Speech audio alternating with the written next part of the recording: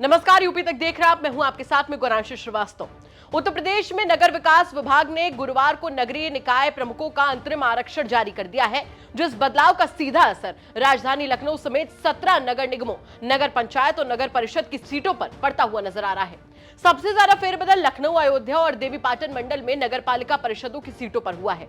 अधिकतर सीटों का 5 दिसंबर 2022 को किया गया पुराना आरक्षण जो है वो बदल दिया गया है, जिसके चलते चुनाव की तैयारियों में जुटे नेताओं के हाथ मायूसी लग रही है और आरक्षण का सीधा असर अब क्षेत्रीय समीकरणों पर भी पड़ता हुआ नजर आ रहा है। यूपी नगर विकास मंत्री एके शर्मा ने प्रस्तावित आरक्षण सूची जारी करने के बाद बातचीत में कहा कि 6 अप्रैल को शाम 6 बजे तक आपत्तियां दर्ज करवाई जा सकती हैं। यह आपत्तियां गोमती नगर विस्तार स्थित नगरीय निकाय निदेशालय भेजी जा सकती हैं। आपत्तियों को निस्तारित करने के बाद नगर विकास विभाग अंतरिम आरक्षण जारी करेगा, जिसे राज्य निर्वाचन आयोग को सौंपा जाएगा। इसके बाद ही आयोग चुनाव की तारीखें घोषित करेगा। वहीं महाराजगंज की सिसवा नगर पालिका परिषद और बस्ती की भानुपुर नगर पंचायत में कानूनी अड़चन की वजह से चुनाव नहीं होगा। वहीं दूसरी तरफ आयोग ने अपनी रिपोर्ट में कहा कि लोगों की शिकायत थी कि कई जगहों पर एक जैसा ही आरक्षण लागू रहता है, जिसकी वजह से सभी को प्रतिनिधित्व नहीं मिल पा रहा था, जिसमें बदलाव के लिए आयोग ने सिफारिश की थी। इसमें रोचक बात यह है कि आयोग ने नगर निगमों को तो एक इकाई मानकर पहले भी रोटेशन के हिसाब से आरक्षण तय किए जाने थे, लेकिन अब नगर पालिका परिषदों को मंडल स्तर पर एक इकाई मानकर और नगर पंचायतों को जिला स्तर पर एक इकाई मानकर आरक्षण तय किया जाए। इसी सिफारिश को लागू करने के लिए अधिनियम में संशोधन के लिए अध्यादेश लाया गया है। वहीं दूसरी तरफ ओबीसी आयोग की रिपोर्ट के आधार पर नए सिरे से आरक्षण होने का सबसे ज्यादा फायदा अनुसूचित जाति और महिलाओं को मिला है, जिनकी संख्या पिछली बार की तुलना इस बार बढ़ी है, जिसका असर दावेदारों में दिखेगा। सभी नगर निकायों में 380 सीटों पर आरक्षण की स्थिति बदली है, जिसमें महिला आरक्षित पदों की संख्या 255 से बढ़कर 288 हो गई है, जबकि एससी के लिए आरक्षित पदों की संख्या 102 से बढ़कर 110 हो गई है। लेकिन ओबीसी को जितनी सीटें पहले मिली थी उतनी ही अब भी हैं, यानी कि पिछड़ों को लेकर कोई भी बदलाव नहीं हुआ है।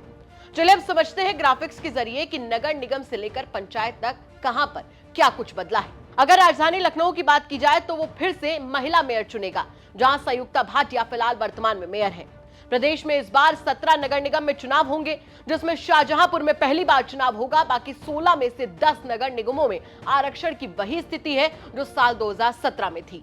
प्रदेश में 762 शहरी निकाय हैं, लेकिन चुनाव 760 में ही होंगे।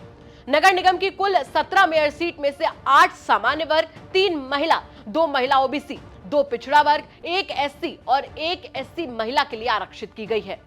दूसरी तरफ वाराणसी, प्रयागराज, अलीगढ़, बरेली, मुरादाबाद, गोरखपुर, अयोध्या और मथुरा की मेयर सीट अनारक्षित है। और कानपुर, गाजियाबाद की बात कर ली जाए तो यहां पर मेयर सीट सामान्य महिला के लिए आरक्षित की गई है। शाहजहांपुर और फिरोजाबाद की मेयर सीट पिछड़ा वर्ग महिला, तो सहारनपुर और मेरठ मेयर सीट पिछड़ा वर्ग के लिए आरक्षित की गई है। वहीं झांसी मेयर सीट एससी और आगरा मेयर सीट जो है वो एससी महिला के लिए आरक्षित है। हालांकि अब चुनाव में बीजेपी और सपा को अपने उम्मीदवारों को लेकर नए सिरे से तैयारी करनी होगी।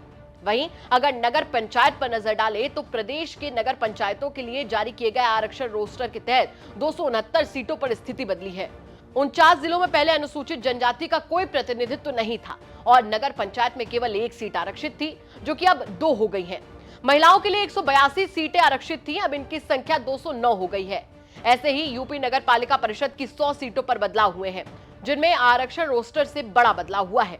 महिलाओं के लिए पहले 67 पद आरक्षित थे, अब इनकी संख्या बढ़कर 73 हो गई है। यहीं अब पिछली तुलना में 6 महिला उम्मीदवार मैदान में ज्यादा होंगी।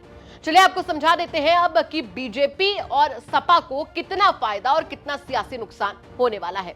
निकाय चुनाव की बात की जाए तो निकाय चुनाव को लेकर समाजवादी पार्टी की ओबीसी आरक्षण पर आपत्तियों के बाद जिस तरीके से तस्वीर बदलने की उम्मीद थी, उसके नतीजे में फिलहाल समाजवादी पार्टी को कोई बड़ा फायदा होता हुआ नहीं दिखाई दे रहा है, क्योंकि जिन ओबीसी सीटों को लेकर पार्टी आस लगाकर बैठी थी, अब नए आरक्षण के बाद भी ओबीसी की सीटों में कोई बदलाव नहीं हुआ है, जो बीजेपी के लिए तो फायदेमंद हो सकता है, लेकिन समाजवादी पार्टी की उम्मीदों पर पानी फिर गया है।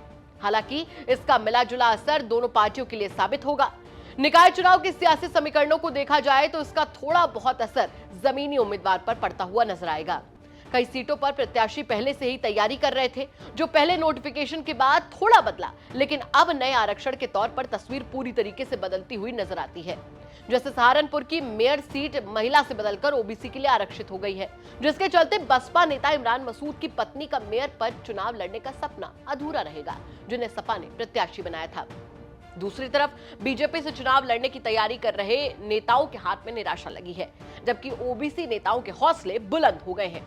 2017 के मेयर बने संजीव बालिया के चुनाव लड़ने की उम्मीद तो जागी गई है, तो वहीं हवाई प्रयागराज ओबीसी सीट के ओबीसी से सामान्य हो जाने पर योगी सरकार के मंत्री नंद गोपाल नंदी की पत्नी अभिलाषा गुप्ता की दावेदारी मजबूत हो गई है, जो कि 2 बार से मेयर है। इसी तरीके से मथुरा और अलीगढ़ सीट ओबीसी के लिए आरक्षित थी, लेकिन अब अनारक्षित हो जाने से सामान्य वर्ग के नेता भी टिकट के दावेदार हो गए हैं।